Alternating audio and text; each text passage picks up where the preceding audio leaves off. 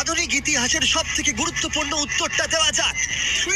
একটা চিতা কি পারবে ফর্মুলা ই কারের সাথে রেস করতে? দেখা যাক। চলো রেসটা শুরু করি।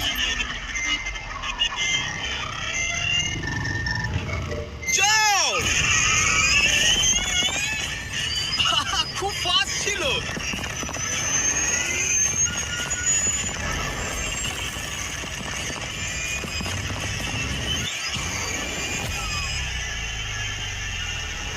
গাড়িটা চিতার পাশ দিয়ে উড়ে গেল।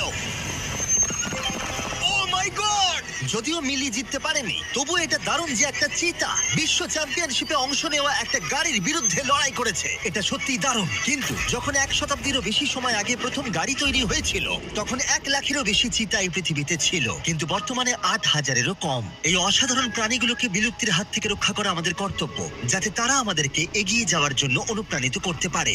মিলি